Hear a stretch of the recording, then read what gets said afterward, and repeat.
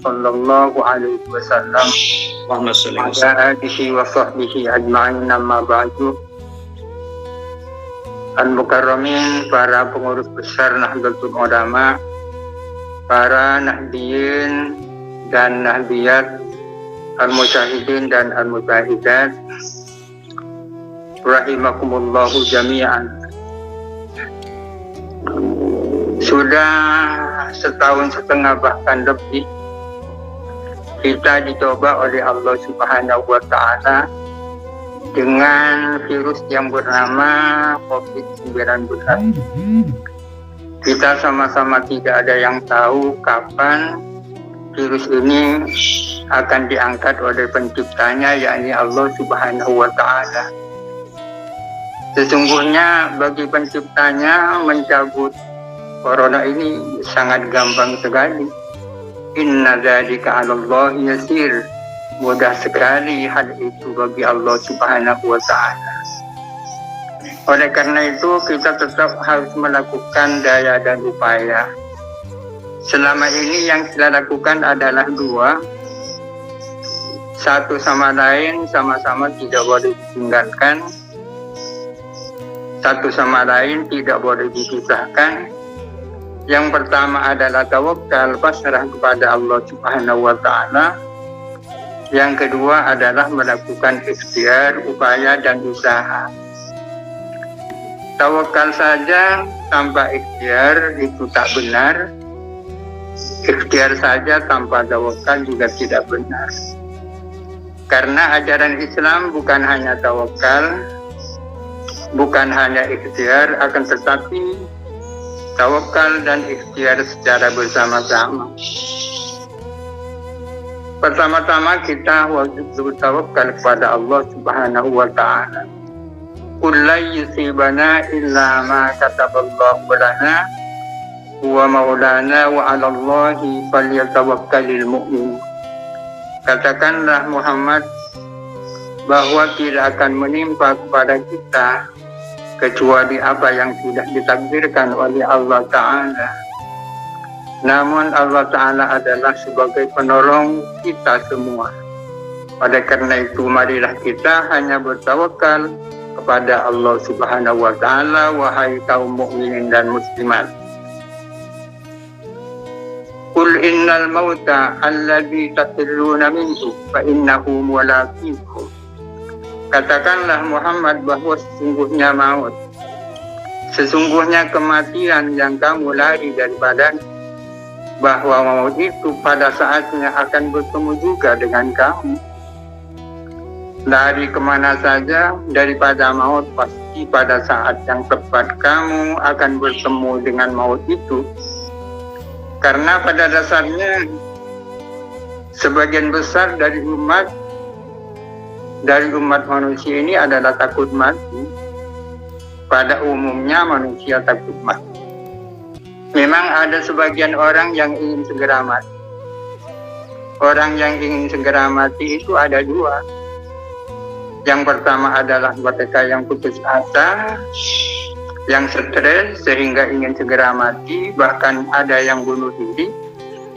Kelompok yang kedua adalah orang-orang yang ingin segera bertemu dengan Tuhan. Mereka-mereka yang rindu dengan Tuhannya. Salah satu contohnya adalah Siti Rabi'ah Adawiyah sebagai wali perempuan. Dia mengatakan, la wajadtul mauta yuba'u lastarituhu sawqan ila liqa'illahi ta'ala. Andai kata ada maut dibeli di pasar, pasti aku akan Andai kata ada maut dijual di pasar, pasti aku akan menjadi pembelinya.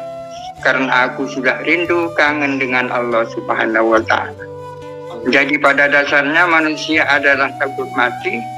Oleh karena itu manusia banyak yang lari dari kematian.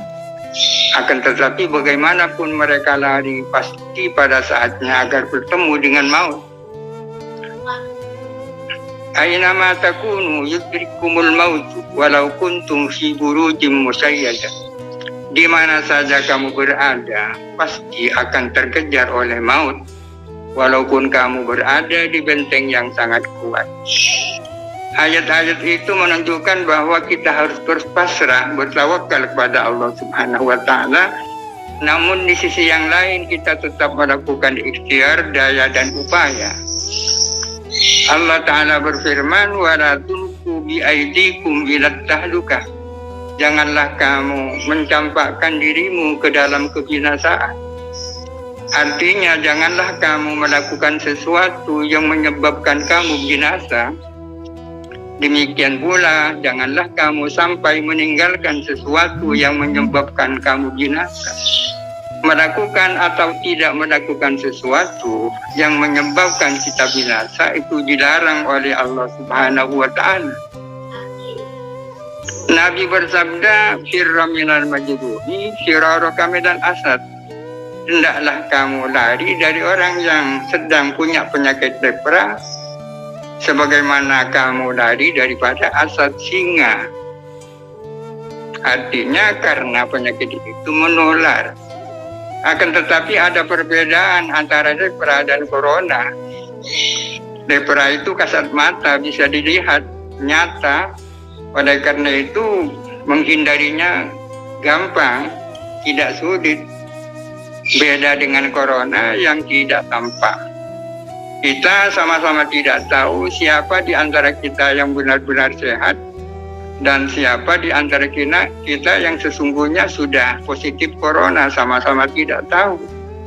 Oleh karena itu kaidahnya bisa dibalik. Kalau kaidah asalnya mengatakan pada dasarnya manusia itu sehat, kecuali yang sudah nyata-nyata sakit. Sekarang bisa dibalik, pada dasarnya manusia itu sakit, kecuali mereka yang sudah dinyatakan sebagai negatif corona. Oleh karena itu dasarnya adalah suudzon, tidak apa-apa dalam konteks ini. Artinya kita sama-sama satu sama lain sama-sama berburuk sangka, jangan-jangan orang ini adalah corona. Tidak ada persoalan. Recording in progress. Para hadirin sekalian, salah satu upaya yang harus dilakukan adalah menaati protokol kesehatan. Protokol kesehatan sudah menjadi kesepakatan di antara ulil amri.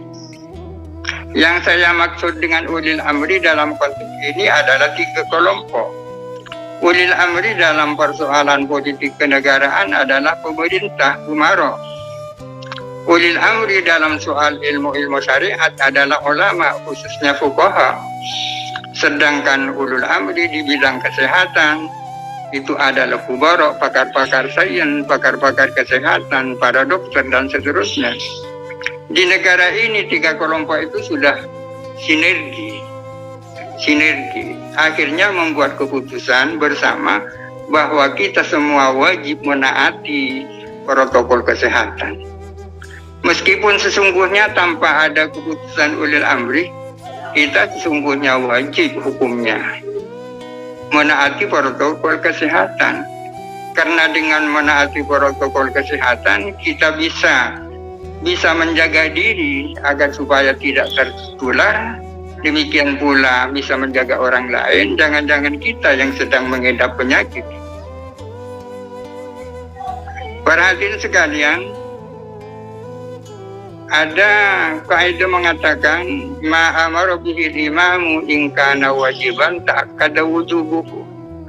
Sesuatu yang diwajibkan oleh pemerintah, kalau aturan itu dari sananya, dari hukum syariatnya memang sudah wajib, kalau kemudian diwajibkan oleh negara maka tambah wajib. Wa in kana manduban wajibah, jikalau apa yang diperintahkan oleh negara dari sananya, dari syariatnya sudah mandub sunnah, kalau kemudian diwajibkan oleh negara menjadi wajib. Demikian pula persoalan yang secara syariat itu mubah-mubah saja, akan tetapi kemudian diwajibkan oleh negara menjadi wajib sepanjang mendatangkan kemaslahatan umum. Ini protokol kesehatan dari sananya sesungguhnya sudah wajib dan diwajibkan oleh negara akan menjadi tambah wajib. Akan tetapi sesuatu yang sangat disayangkan, masih ada anggota masyarakat yang ngeyel.